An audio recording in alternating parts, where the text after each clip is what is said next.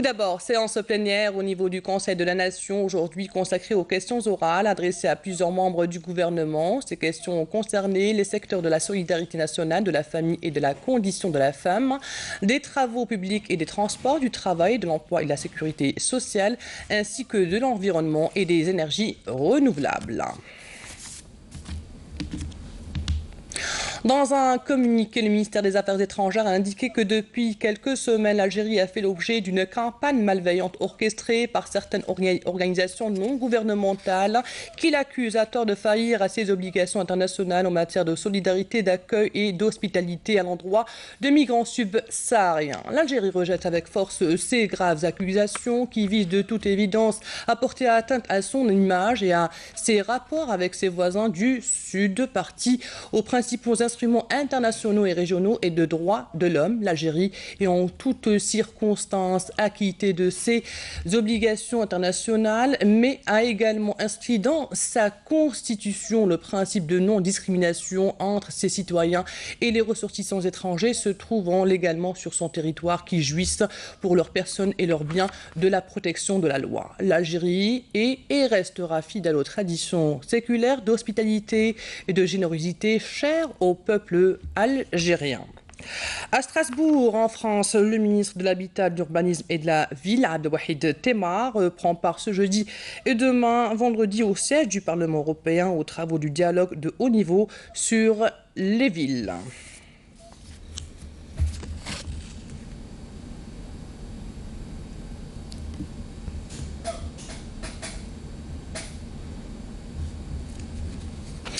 Énergie. Le groupe Sonatrach a présenté hier à Alger son bilan du premier trimestre 2018. Il a également présenté sa stratégie de raffinage, notamment après l'acquisition d'une nouvelle raffinerie en Italie. Et puis sachez qu'entre le mois de janvier et fin mars dernier, Sonatrach a réalisé 9,8 milliards de dollars de chiffre d'affaires à l'exportation. Voici les détails avec Hasna Zoubiri.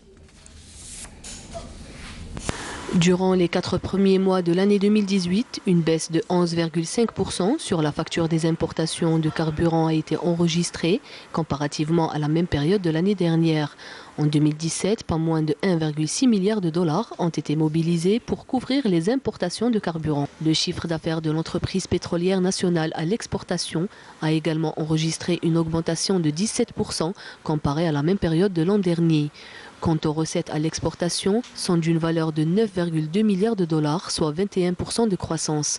Sonatrach a cependant raffiné à l'international entre janvier et fin mars 400 000 tonnes de son pétrole. Sonatrach est la locomotive de développement économique du pays, donc il est évident que tout le monde s'en inquiète, tout le monde voudrait savoir ce qui se passe.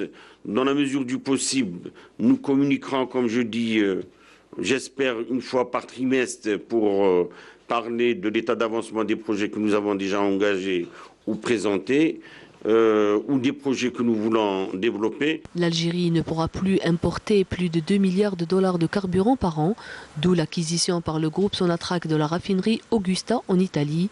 Le choix de cette raffinerie n'est pas fortuit. Selon le PDG de Sonatrach, Abdelmoumen Ouelkaddour et son staff, il s'est fait pour plusieurs critères dont jouit cette raffinerie.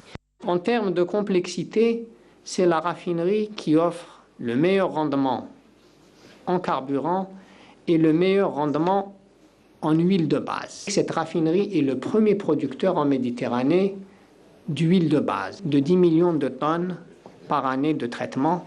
Elle ne pose aucun problème, aucun risque de fermeture. Avec la raffinerie d'Augusta, de Hassim Saoud et de Sidi Arsine, Sonatrach devra largement remplir ses besoins en interne. Lors de la conférence de presse, Abdelmoumen Ouelkaddour n'a cependant pas écarté la possibilité de saisir d'autres opportunités de rachat si elles se présentent à Sonatrach. En jeûne durant près de 16 heures de temps, certaines personnes sont donc privées de caféine et de nicotine. L'impact sur la santé ne peut être que bénéfique, mais quelle est réellement leur réaction? Voici la réponse dans ce reportage de Hasna Zoubiri. Les Algériens consomment annuellement 27 milliards de cigarettes. L'Algérie est le deuxième marché en Afrique du Nord après l'Égypte. Le nombre de fumeurs a ainsi triplé ces dernières années, malgré les effets nuisibles du tabac sur la santé. La nicotine attaque tout le corps, toutes les parties du corps. Il n'y a aucun organe, aucune partie du corps qui n'est pas touchée, qu'il n'y a pas des effets néfastes du tabac sur l'organisme. Deuxièmement, c'est la première cause de mortalité qui est démontrée dans le cancer du poumon, dans les maladies cardiovasculaires. Et troisièmement, quand on tire sur la première cigarette, il faut savoir que la nicotine met exactement 9 secondes. Au bout de 9 secondes, elle atteint le cerveau. L'addiction à la nicotine et à la caféine chez de nombreux Algériens ne fait aucun doute. Mais comment font-ils pendant le mois de Ramadan? Leur comportement change-t-il? Le matin, première chose pour un fumeur, c'est la cigarette et le café masbah. Donc le manque de nicotine et de caféine, à la fois c'est très difficile. On est un peu nerveux. À partir de 5 tasses par jour, il y a risque d'une intoxication à la caféine. Type agitation, le cœur qui bat vite, l'insomnie. Pour diminuer leur comportement et leur dépendance, certains se tournent vers la chicha, pensant que fumer la chicha est plus sain. Quel que soit le dispositif par lequel le tabac est consommé, c'est nuisible pour la santé. Une étude récente a démontré qu'une chicha équivaut à 100 cigarettes, profitant alors du mois de carême pour diminuer la consommation de la cigarette et du café. Et pourquoi pas les arrêter? Et pourquoi pas? Parlons maintenant d'agriculture et partons de suite dans la commune de Meraguen, dans la wilaya d'Adrar, nous intéresser à Boufelja, un agriculteur passionné de la terre qui, durant ce mois sacré de Ramadan, maintient malgré la longue journée ses bonnes habitudes, l'essentiel avoir un bon rendement agricole. Karim Haïfa. La soixantaine bien entamée, Boufelja commence sa journée très tôt le matin sous un soleil de plomb. Dans sa petite ferme artisanale à Meraguen, près de Adrar, cet agriculteur de père en fils n'a pas changé d'un iota à ses habitudes depuis le début du mois sacré.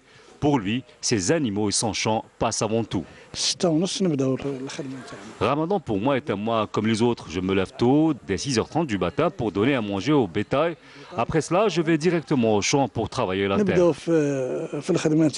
À 15h tapante, Boufelja achève sa journée. Et après la prière des Tarawih, quoi de plus réconfortant que de se retrouver avec ses amis et voisins autour de l'incontournable cérémonial du thé à la menthe. On se réunit ici toutes les nuits après la prière des Tarawih en sirotant un bon thé à la menthe. On parle de tout, de notre travail au champ, de religion, c'est devenu une habitude pour nous. Le mois de Ramadan est une occasion pour nous d'apprendre les uns des autres sur le travail de la terre. Le lendemain, Boufelja est toujours fidèle au poste. Pas question pour lui d'abandonner ses palmiers dattiers qui ont besoin de beaucoup d'attention en cette période. Un travail harassant certes pour cet agriculteur qui ne changerait son mode de vie pour rien au monde. Solidarité, la ministre de la Solidarité nationale, de la famille, de la condition de la femme, Rania Edalia, a partagé hier soir le repas de l'iftar avec les pensionnaires du centre de personnes âgées à Sidi Moussa à Alger, et ce dans le but de créer une ambiance familiale. Nesrine Bessaïdi. Accompagnée du wali d'Alger, Abdelkader Zoukh, la ministre de la Solidarité, de la Famille et de la Condition de la Femme, Rania Edalia, a inspecté plusieurs restaurants de la Rahma et de l'Iftar des passants au niveau des communes de Houssindé et de Dalbeda, où plusieurs médecins bénévoles travaillent d'arrache-pied afin de contrôler la qualité des repas. Lors de cette visite, la ministre a insisté sur l'importance de la solidarité en ce mois sacré.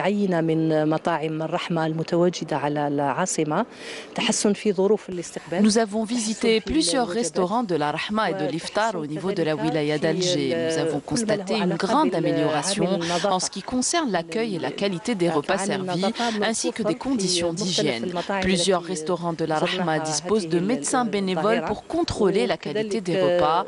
Je tiens à saluer le grand travail des bénévoles qui chaque année répondent présents. La plupart d'entre eux font ça depuis des années. Ramadan est un mois sacré et un mois de solidarité avant tout. في كل ما له علاقة بالتكفل بهذه الفئات اللي نقول نسبة كبيرة منها ماهيش محتاجة لكن تمر. Au terme de sa visite, Rania Edalia a partagé le repas de l'Iftar avec les pensionnaires du centre des personnes âgées de Sidi Moussa à Alger, et ce, dans le but de créer une ambiance familiale. Autre type de solidarité, à Oran, la direction régionale de la Sûreté a lancé une campagne durant ce mois sacré de Ramadan, offrir un repas chaud aux automobilistes à quelques minutes du ftour pour les obliger à marquer une halte. L'objectif, éviter les accidents. Hasna Zoubiri. Comme à l'accoutumée, les services de police organisent durant le mois de Ramadan des iftars au profit des usagers de la route, une initiative qui a été bien accueillie par les automobilistes. Nous les remercions pour cette initiative. Ce iftar s'ajoute à la campagne de sensibilisation contre les accidents de la circulation. Nombreux sont les automobilistes qui sont sur les routes pendant l'heure de l'iftar, notamment sur l'autoroute Est-Ouest. Cette initiative vise à renforcer les liens entre la police et les différentes franges de la société. Nous saisissons aussi cette occasion pour leur inculquer la culture de la conduite saine avec la participation de la société civile. Cette action devra se poursuivre tout au long du mois de Ramadan pour préserver la sécurité des usagers de la route et lutter contre les accidents de la circulation. Place à l'animation de Ramadan. Hier, la salle El Mougar à Alger a vibré sous les sons des percussions de la troupe El Ferda de Béchar. Hassiba Abdallah. El Ferda, un groupe des plus influents de la musique du sud algérien, était en spectacle hier à la salle El Mougar à Alger pour une soirée ramadanesque dédiée aux passionnés de la musique sacrée et de méditation.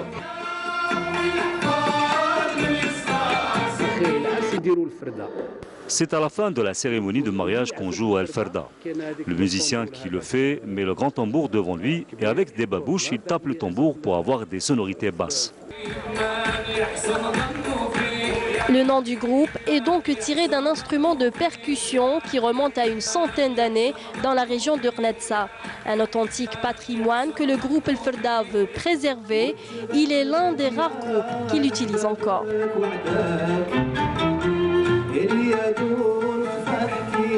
Des chants spirituels soufis, une musique qui fait la promotion de la paix, de la sagesse et de la sérénité.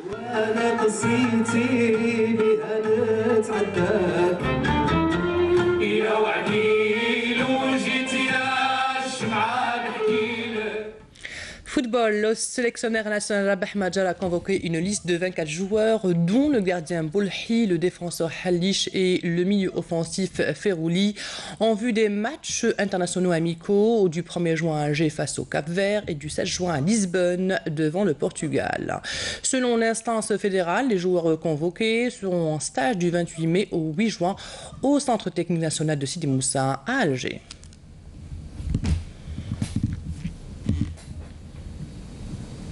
Et c'est la fin de cette édition préparée par la rédaction de Canal Algérie. Merci à vous de l'avoir suivi. Dans quelques instants, les prévisions météo de Mina Abed. L'information continue sur notre site ontv.dz, sur YouTube Canal Algérie ou sur notre page Facebook.